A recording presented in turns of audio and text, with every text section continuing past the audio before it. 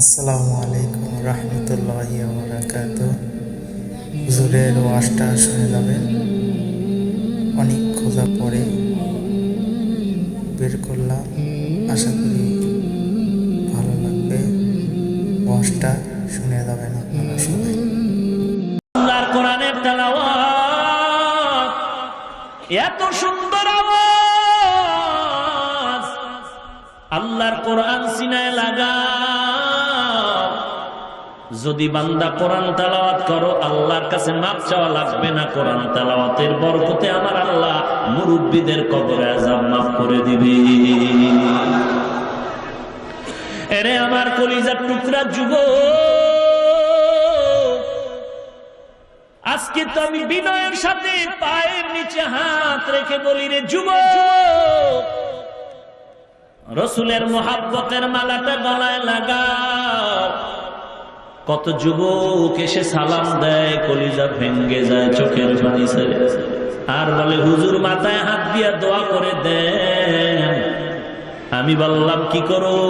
বলে আমি কলেজে পড়ি, নামাজ পড়ো। বলে এক বেলার নামাজ আমি বাদ দেই না, 5 ওয়াক্ত নামাজ পড়ি, মা বাবার দোয়া নিয়ে চলি।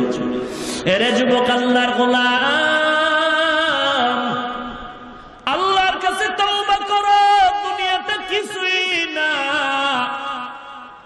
এই যে দুনিয়ায় তাকায় দেখো, তোমার ডানে বামে কত বন্ধু বান্ধব নিয়ে খেলাধুলার মাঠে সিনেমা, আজকে অনেকেই নাই। লেখাপড়ার টেবিলে কত বন্ধু নিয়ে আড্ডা দিয়েছি, আজ অনেকের খবর নাই, কবরের দেশে চলে গেল রে সবাই। এরে নবীর আশিক সাহাবায়ে কেরামের এত পরিমাণ আমল ছিল, তারপরও জিন্দেগি কান্নায় কাটায় দিয়েছে।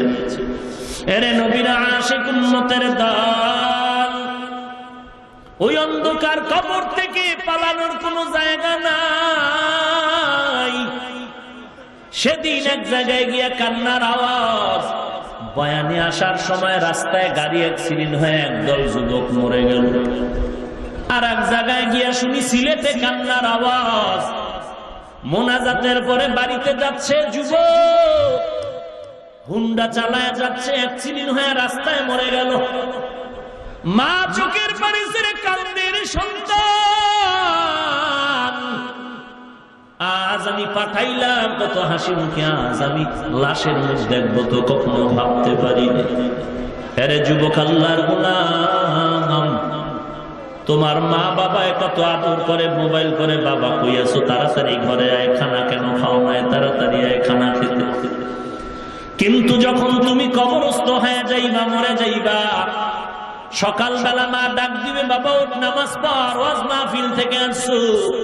তোমার মা দরজায় ধাক্কা দেয়, দেখে দরজা বন্ধ, খোলে না। অন্যদিন একবার ডাক দিলে দরজা খুলে যায়, আজকে খোলে না কেন? মায়ের অন্তরে কেমন যেন ধাক্কা লাগলো, মা পাগল নির্মত হয়ে গেল। দরওয়াজায় ধাক্কা দিয়ে কয়, কি ব্যাপার? কোনো আওয়াজ নাই। মা ডাক দিয়ে কয়, তোরা কে, কোথায় আছো? আয় আয়, আমার বাবার অবস্থা মনে হয় বেশি ভালো। এরে সন্তান, ওই মা দরজা যখন ধাক্কা দিয়ে খুলেছে, তুমি তো চিরনিদ্রায় পড়ে গেছো। মা সামনে গিয়া বডির মধ্যে হাত দিয়ে দেখে পুরো বডিটা শক্ত বরফের মতো হয়ে গেল। মা চিল্লাইয়া বেউসায় কয়, আমার সন্তান দুনিয়াতে আর জিন্দা নেই। মা কান্নায় বিভোর। বাবায় দৌড়ায় গেল মসজিদে, ও ইমাম সাহেব, আমার সন্তানের জানাজা নামাজ না পড়াইয়া কোথাও যাবা না। তুমি দেখবা তোমার মা কান্না করে, তোমার বাবায় কান্না করে। কেউ যাবে গরম পানি করার জন্য, চিরবিদায়ের গোসলটা দেওয়ার জন্য। কেউ যাবে বাঁশবাগানে বাঁশ কাটার জন্য, কেউ কবর খনন করার জন্য। ওই তোমাকে গোসল করাইয়া সাদা কাপড়ের প্যাকেট বানাইয়া যখন কাঁদে নিয়ে রওয়ানা, মা জানালা দিয়া কয়, কই না আমার বাবারে, কই না? বলে কবরে নিয়ে যায়। বলে বিদায়ের বেলা আর একবার আমার বাবার সুন্দর চেহারাটা দেখে। কারণ এই সন্তানের জন্য আমি মা কত রাত ঘুমাইতে পারি না, এই সন্তানের জন্য কতবার আমি খানার ফেলে খানা খাইতে পারি না। রাতের বেলা মা আমরা অসুস্থ